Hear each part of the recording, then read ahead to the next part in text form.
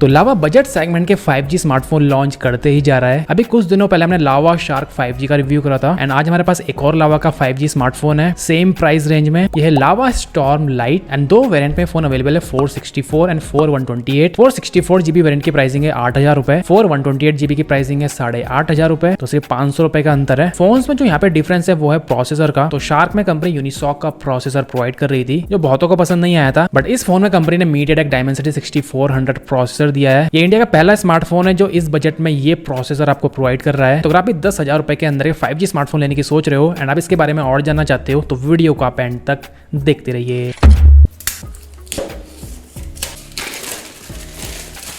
तो बॉक्स में लावा storm light की ब्रांडिंग है, free service at home, lava proudly Indian. पीछे के पार्ट में इसके स्पेसिफिकेशन मेंशन किए गए हैं जिनको आप पॉज करके पढ़ सकते हो। कंट्री ऑफ ओरिजिन है इसका इंडिया एंड जून 2025 की इसकी मैन्युफैक्चरिंग डेट है। MRP मेंशन है 10,999 रुपए। तो आप कर लेते हैं इसकी अनबॉक्सिंग। सबसे टॉप में एक बॉक्स, एज यूजुअल इसमें होगा इसका case, free service at home का कार्ड। फोन में कोई प्रॉब्लम आती है तो इन नंबर्स पे आप कांटेक्ट कर सकते हो। Type A to type C cable, SIM ejector tool and एक 15 वॉट का चार्जिंग अडेप्टर इसके साथ में ही मिलता है। तो ये कॉस्मिक टाइटेनियम कलर, इस आईफोन का नेचुरल टाइटेनियम कलर आता है, ये कुछ वैसा ही कलर है, काफी सही लग रहा है देखने में। फोन को हम ऑन करके कर लेते हैं सेटअप। तो फोन की जैसी टोटली प्लास्टिक बिल्ड में आती है, मेटालिक फिनिश इसके ऊपर दी गई है। राइट पार्ट में वॉल्यूम रॉकर्स, पावर बटन है जो ऐसा फिंगरप्रिंट इसके अंदर भी काम करता है। लेफ्ट पार्ट में सिम ट्रे, तो हाइब्रिड स्लॉट यहाँ पे मिलता है। एक सिम कार्ड, एक माइक्रो SD कार्ड आप इसमें यूज कर सकते हो या 2 सिम कार्ड यूज कर सकते हो। बॉटम पार्ट में 3.5mm audio jack, microphone, type C port, USB 2.0 and speaker वैंड। कोई भी सेकेंडरी नॉइस कैंसिलेशन माइक्रोफोन इसमें नहीं है। पीछे के पार्ट से ये प्लास्टिक बिल्ड में आता है बट लुक वाइज एक ग्लास जैसा लगता है, फ्रॉस्टेड ग्लास जैसा फील देता है। फ्रॉस्टेड है तो फिंगरप्रिंट इसमें आसानी से नहीं आते हैं। टॉप पार्ट में इसका कैमरा मॉड्यूल है, लावा की यहाँ पे ब्रांडिंग है। डिस्प्ले देखिए तो 6.75 इंच की इसमें HD+ IPS डिस्प्ले दी गई है 120 हर्ट्ज रिफ्रेश रेट के साथ। वाटर ड्रॉपलेट वाली यहाँ पे नॉच है जो इस बजट में आपको मोस्ट ऑफ द स्मार्टफोन में देखने के लिए मिलेगी। डिस्प्ले के बेजल्स देखे जाए तो right, left and top part से बेजल्स काफी मीडियम टाइप के हैं और चिन इसका मोटा है। इसका डिस्प्ले में कौन सा प्रोडक्शन ग्लास है वो मेंशन नहीं है कहीं भी, मुझे पता चलेगा तो मैं डिस्क्रिप्शन में अपडेट कर दूंगा। बट कंपनी ने स्क्रैच गार्ड इसमें प्री अप्लाइड प्रोवाइड किया है। काफी सारा कंटेंट मैंने इसमें प्ले किया, कोई भी परेशानी मुझे इसमें फील नहीं हुई। डिस्प्ले में IPS के हिसाब से ठीक है। इसके अलावा HDR वगैरह का सपोर्ट यहाँ पे नहीं मिलता है, वाइड वन L3 को सपोर्ट करता है। तो OTT प्लेटफॉर्म में आप फुल HD कंटेंट इसमें प्ले नहीं कर पाओगे। अब आते हैं हार्ड की तरफ यानी प्रोसेसर। उसमें दिया गया है मीडियाटेक का डायमेंसिटी 6400 प्रोसेसर। ये 6nm का ऑक्टा कोर प्रोसेसर है एंड ये इंडिया का पहला स्मार्टफोन है इसमें प्रोसेसर आपको मिल रहा है इस प्राइस पॉइंट में। तो इसके बेंचमार्क स्कोर हम देख लेते हैं। तो इसका एंड्रॉइड स्कोर आया है 3,91,000 के समथिंग, जो इस बजट के हिसाब से काफी ठीक परफॉर्मेंस निकाल के देता है। Geekbench 6 का सिंगल कोर स्कोर है 786, मल्टी कोर स्कोर है 1976, काफी सही नंबर है बजट के हिसाब से। S24 अल्ट्रा का है 6675, 3.5 गुना फोन इससे पावरफुल है एंड महंगा इससे 10 गुना ज्यादा है। तो प्राइस टू परफॉर्मेंस के हिसाब से फोन काफी ठीक बैठता है। इसके अलावा थ्रॉटलिंग टेस्ट भी हमने इसका किया 15 मिनट का, तो 74% ये फोन थ्रॉटल हुआ यहाँ पे। स्टार्टिंग में परफॉर्मेंस सही देता है फोन, बाद में इसकी परफॉर्मेंस डाउन होती रहती है। ज्यादा देर तक अगर आप इसमें गेमिंग करोगे तो लैगीनेस आपको इसमें फील होगी। अब इसका गेमिंग टेस्ट भी हम कर लेते हैं। तो BGMI को balanced graphics and high frame rate में खेल सकते हो।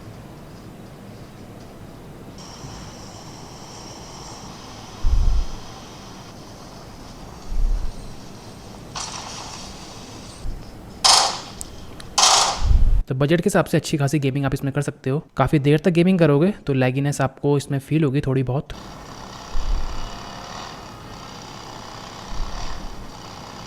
तो COD का medium graphics and high frame rate में खेल सकते हो।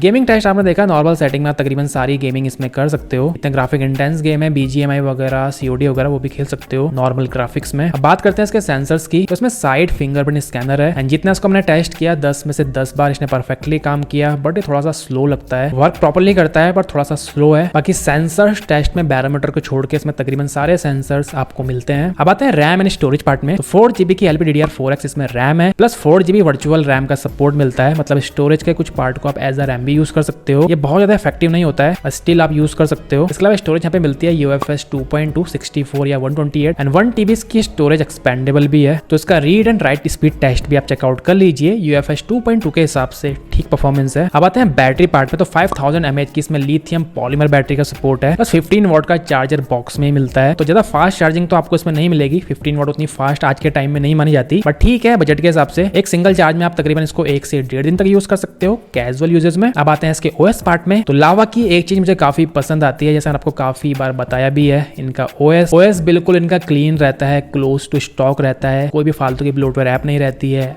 एड्स नहीं रहते हैं। जैसे आपने काफी सारे ब्रांड्स के स्मार्टफोन में देखा होगा, एड्स भर भर के मिलते हैं, ब्लोटवेयर तो पूछो ही मत। इसमें ना ब्लोटवेयर है ना एड्स है, ये चीज मुझे काफी पसंद आती है लावा की। तो अगर आपको स्टॉक एंड्रॉइड पसंद आता है तो ये फोन आपको डेफिनेटली पसंद आएगा बजट में। एंड्रॉइड 15 का इसमें सपोर्ट है, एक OS अपडेट कंपनी इसमें प्रोवाइड करेगी, प्लस 2 साल के सिक्योरिटी अपडेट आपको से मिलते रहेंगे। कुछ एक्स्ट्रा फीचर भी लावा प्रोवाइड करती है, जैसे यूट्यूब बैकग्राउंड प्ले। अगर आप कोई म्यूजिक प्ले कर रहे हो यूट्यूब में तो आप बैकग्राउंड में उसको प्ले कर सकते हो, मतलब फोन की स्क्रीन ऑफ हो जाएगी एंड सॉन्ग्स प्ले होते रहेंगे, आपको हमेशा फोन को ऑन नहीं रखना है। इसके अलावा कॉल रिकॉर्डिंग जिनको चाहिए उनके लिए भी ये फोन परफेक्ट हो सकता है, एनोनिमस कॉल रिकॉर्डिंग का सपोर्ट यहाँ पे मिलता है। एक एडिशनल डायलर कंपनी यहाँ पे प्रोवाइड करती है, अगर आप गूगल डायलर यूज नहीं करना चाहते तो उसको यूज करो एंड उसमें कॉल रिकॉर्डिंग करोगे तो सामने वाले को पता नहीं चलेगा कि आप उसकी कॉल को रिकॉर्ड कर रहे हो। ये भी काफी सही चीज है बहुतों के लिए, बहुतों के लिए नहीं भी है। अब आते हैं इसकी कनेक्टिविटी पार्ट में, तो ये 5G स्मार्टफोन है and most of the 5G bands को ये फोन सपोर्ट करता है। ड्यूअल 5G सिम आप इसमें यूज कर सकते हो। इसके अलावा ब्लूटूथ 5.2 Wi-Fi 5 को सपोर्ट करता है। अब आते हैं इसके कैमरा पार्ट में, तो इसमें ड्यूअल कैमरा सेटअप मिलता है। इसके बैक पार्ट में 50 मेगापिक्सल का इसमें सोनी का सेंसर है, IMX752। सेकेंडरी कैमरा है 2 मेगापिक्सल का डेप्थ सेंसर, जिसका इतना कुछ खास यूज नहीं है, इस बजट सेगमेंट पे इतने खास परफॉर्म करते भी नहीं है, स्टिल कंपनी ने प्रोवाइड किया है। एंड 5 मेगापिक्सल का इसमें मिलता है सेल्फी कैमरा। तो रियर कैमरा से 30 FPS 2K तक आप रिकॉर्ड कर सकते हो, फ्रंट कैम से 1080p 30 FPS रिकॉर्ड कर पाओगे मैक्स। कैमरा ऐप देखिए जाए तो तकरीबन सारे फीचर्स यहाँ पे मिलते हैं, night mode, video, photo, film, portrait, beauty, more में कुछ और ऑप्शंस हैं जो आप यूज कर सकते हो। Document correction, dual view video या emoji, pro video, ports, pro mode, panorama, UHD, slow motion, time lapse. तो इसका कैमरा टेस्ट हम देख लेते हैं।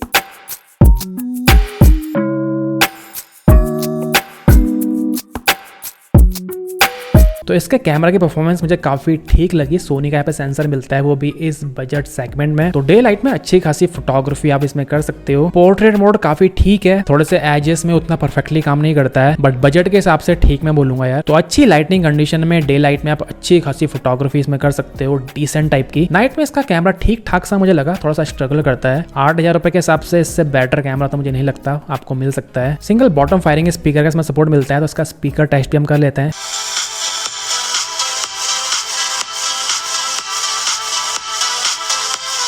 स्पीकर परफॉर्मेंस काफी ठीक लगी इसके बजट के हिसाब से। लाउडनेस अच्छी खासी है स्पीकर की, बेस उतना फील नहीं होता है क्योंकि बजट सेगमेंट का फोन है, बट हाइज एंड मिड्स में ठीक परफॉर्म करता है। बहुत चीप क्वालिटी का भी ये फील नहीं दे रहा है। लावा ने काफी अच्छा काम किया है इस फोन के ऊपर। इसके अलावा ये फोन आता है IP64 की रेटिंग के साथ, तो डस्ट एंड हल्के फुल्के वाटर स्प्लैश है, इसमें कोई इशू नहीं आएगा। तो लास्ट में बात करते हैं कि आपको फोन परचेज करना चाहिए या नहीं करना चाहिए। तो देखो इसका बजट है 8000 रुपए। 8000 रुपए के हिसाब से कंपनी ने इसकी बिल्ड काफी प्रीमियम लुकिंग प्रोवाइड करी है, देख के लगता नहीं है कि 8000 रुपए का फोन है। सबसे पहली बात ये हो गई। कैमरा परफॉर्मेंस काफी ठीक है बजट के हिसाब से, डिस्प्ले भी ठीक है, HD+ मिलती है। ब्लोटवेयर एंड एड्स फ्री वाला OS आपको इसे मिलता है, क्लोज टू स्टॉक। एडिशनल चीजें मिलती हैं लाइक यूट्यूब का बैकग्राउंड प्ले कर सकते हो, आप एनोनिमस कॉल रिकॉर्डिंग कर सकते हो, वो एक अच्छी चीज है। तो अगर आपको 10,000 रुपए के अंदर एक 5G स्मार्टफोन चाहिए जो लुक वाइज काफी प्रीमियम लगता हो, कैमरा परफॉर्मेंस जिसकी ठीक हो, इसमें आप गेमिंग में कर पाओ casual, day to day uses के लिए आपको एक स्मार्टफोन चाहिए, फेसबुक, इंस्टाग्राम, ट्विटर चलाने के लिए, पेमेंट करने के लिए, आपको एक डिसेंट फोन चाहिए अपने कॉलेज के लिए, या आपको अपने मम्मी पापा को एक बजट सेगमेंट का स्मार्टफोन आपको गिफ्ट करना है, तो ये फोन परफेक्ट ऑप्शन आपके लिए हो सकता है। तो यही था आज का वीडियो। बाकी आपके मन में कुछ क्वेश्चन हो इस फोन से रिगार्डिंग जो आप पूछना चाहते हो तो आप पूछ सकते हो कमेंट करके। वीडियो अगर आपको पसंद आई है तो वीडियो को कर दीजिए लाइक। तो मेरा नाम है ऋतिक एंड मैं मिलता हूँ आपसे अपने